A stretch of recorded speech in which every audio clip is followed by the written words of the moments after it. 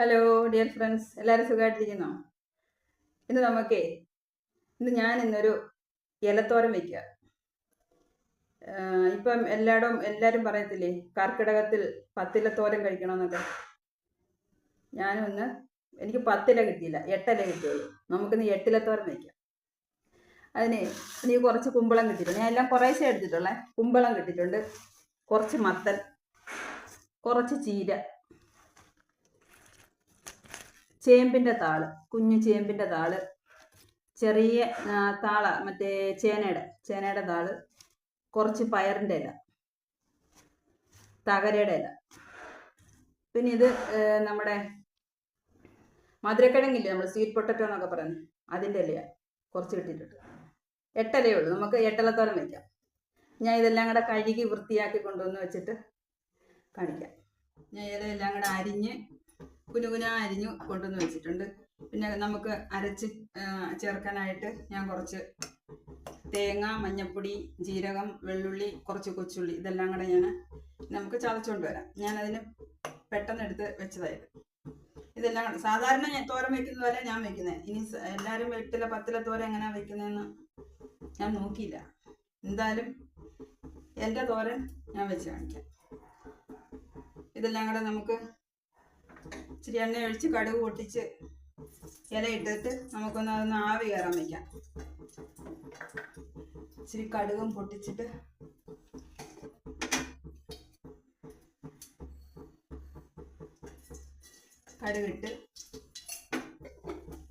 കടുകിട്ട് പൊട്ടിയിട്ട് നമുക്ക് ഇല അങ്ങോട്ട് വാരിയിടാം.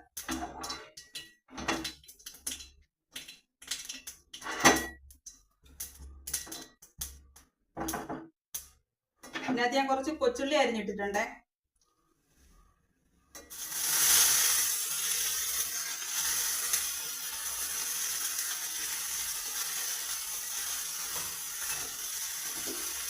കുറച്ച് ഉപ്പിടുവാണേ. കുറച്ച് ഉപ്പ് ഇട്ട് നമുക്ക് അടച്ചു വെച്ചിട്ട് ഒന്ന് ചതച്ചെടുത്തോണ്ട് വരാം. ഇലയ്ക്കൊക്കെ കുറച്ചേ ഉപ്പിടാവും. ഞാൻ തേങ്ങ ഇതെല്ലാം കൂടെ ഒന്ന് ചതച്ചോണ്ട് വരട്ടെ. ഇതിവിടെ ഇരുന്ന് ഒന്ന് വാടട്ടെ. എല്ലാം കൂടെ ഞാൻ ചതച്ചോണ്ട് വന്നിട്ടുണ്ട്. വെളുത്തുള്ളി, ജീരകം, കൊച്ചുള്ളി, തേങ്ങ, മഞ്ഞൾപ്പൊടി, ഇതെല്ലാം കൂടെ ചതച്ചുകൊണ്ട് വെച്ചിട്ട് ഇത് നമുക്കിനി തുറന്ന് നോക്കി. വെന്തിട്ടുണ്ട്. ഇലയ്ക്കൊന്നും വലിയ വേവില്ലല്ലോ.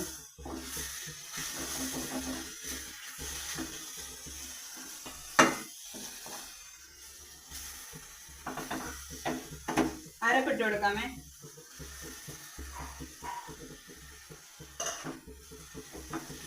നമ്മുടെ പച്ചിലത്തോരൻ റെഡി. 8 ഇലത്തോരൻ.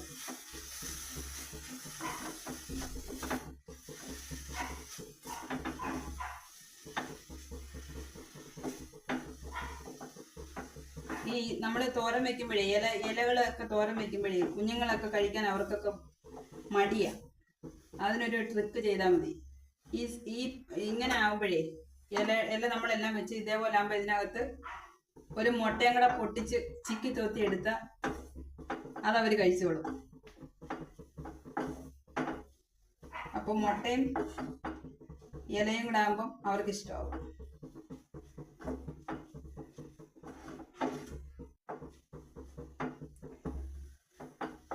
കുറച്ചേ ഞാൻ എടുത്തിട്ടുള്ളൂ കേട്ടോ. നമുക്ക് ഇലത്തോരനൊക്കെ ആകുമ്പോൾ പെട്ടെന്ന് ഫ്രിഡ്ജ് വെച്ചൊന്നും കഴിക്കാൻ പറ്റത്തില്ലല്ലോ, പെട്ടെന്ന് തീർക്കണ്ടേ. അതുകൊണ്ട് കുറച്ചേ വെച്ചിട്ടുള്ളൂ. തീ ഓഫ് ചെയ്ത് ഇത്രയും മതി. വെന്തു. വേവധികം ഇല്ലല്ലോ ഇലയ്ക്കൊന്നും. ഇതിൻ്റെ ഉപ്പൊന്ന് നോക്കട്ടെ ഞാൻ.